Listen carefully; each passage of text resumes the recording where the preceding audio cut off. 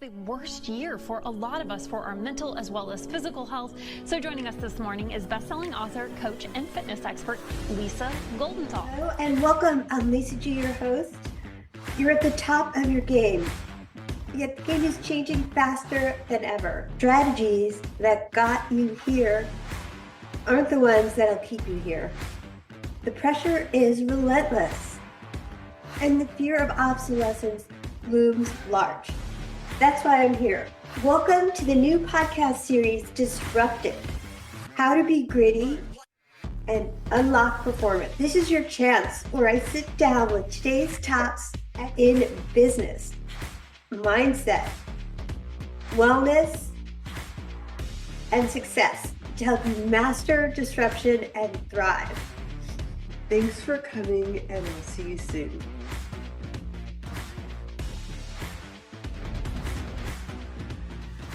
He's a growth junkie with a wellness twist. As a leader at Mentavi Health, he's scaling innovative ways to fuse mental performance with business success because burnout is not a strategy.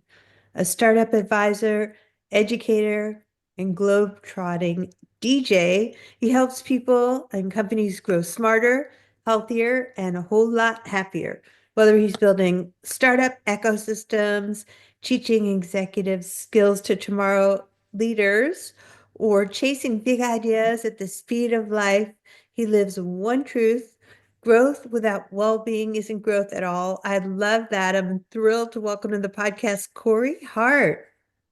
Thanks so much. I'm exhausted at that synopsis, man. I gotta take a break. Well, I was so impressed with it because I'm a big proponent of health is wealth, and there's no wealth without health. So why don't we jump into one of my favorite topics and talk about how does the mind-body connection enhance performance? Well, yeah, that one is something that's been elusive to a lot of folks, and CEOs know this with their companies. If you're not measuring or tracking it, you're not working on it, Right. And then if you're trying to put something together and have an outcome, if you don't set a deadline, it's never going to happen. And Yes. we have all these expectations of others in our teams, but we have a hard time holding ourselves accountable in the same kind of ways. If we can only run our bodies and our minds and ourselves as well as run our companies and our teams, if only we could Yeah. support ourselves as much as we support our teams, we'd be killing it. So that's everyone kind of already knows what's going on and what needs to happen. It's just a matter of maybe taking a break and taking a look. Well, I couldn't agree more. Discipline is what all boils down to in habits.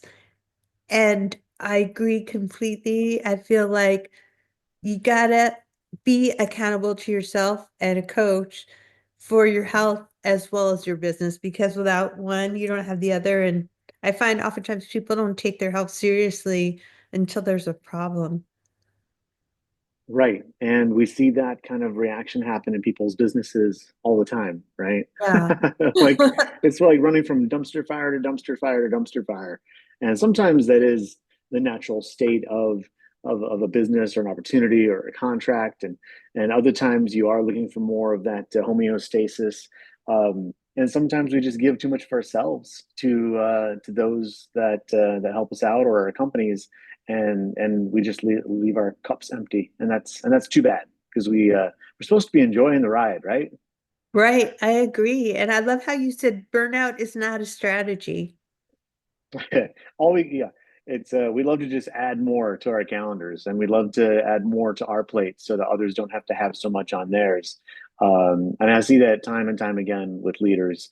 The empathy that we have for others sometimes is a disservice, again, to ourselves. So it's okay to be a little bit selfish, and that's where tracking one's mental wellness and really kind of paying attention to it, tracking it alongside your physical wellness, that's just a game changer. Well, I see a lot of entrepreneurs, a lot of leaders, performance folks. They love their Fitbits, and they love their Aura rings, and they love their Whoops and whatever else. Um, but they're kind of missing they're missing the whole picture. And the brain part is a big part of it. Well, I love the fact that you bring up the importance right now of mental health in such a disruptive environment that we're living in.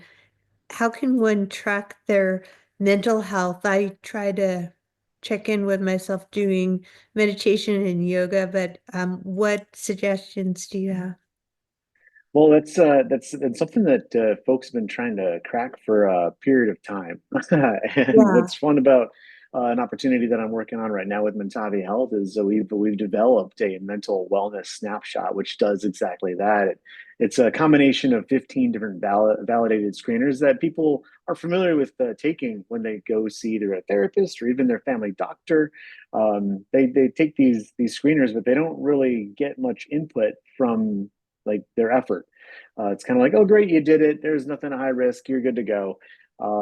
However, upwards of 80% of interactions with family physicians involve someone saying, "Hey, I could use some help with anxiety, depression, or maybe not myself, but someone in my family."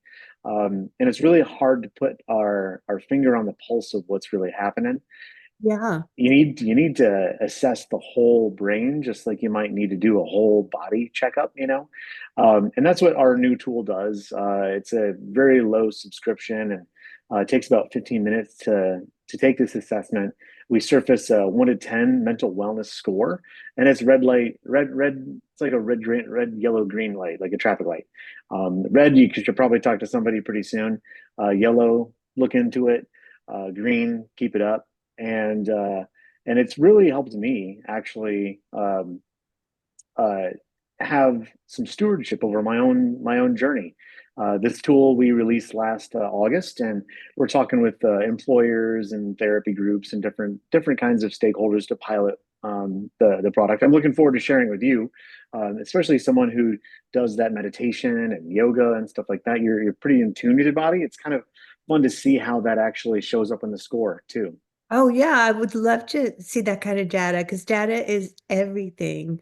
And I feel like, speaking about disruption, like the first 100 days of this year, going in even to 4.5 months, it has been, I can't imagine to see the data on mental health right now compared to the pandemic and things like that.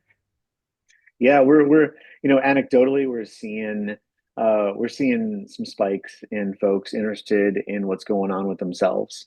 Yeah. So increased traffic to the website, a lot of downloads of the blogs, stuff like that. Increase requests for diagnostic assessments, the stuff that we're involved with. And then, of course, our provider network. We have a large provider network across the country, and they're always talking about, hey, yeah, it seems like there's a buzz out there. People are just really curious about themselves because they um, just a little bit more anxiety and uncertainty. And Yeah. navigating uncertainty is not always the easiest, especially um, when you've got a lot of folks around you doing the same thing, and we're all kind of siloed. So one thing that I think that a lot of folks could help out with is normalizing talking about mental wellness.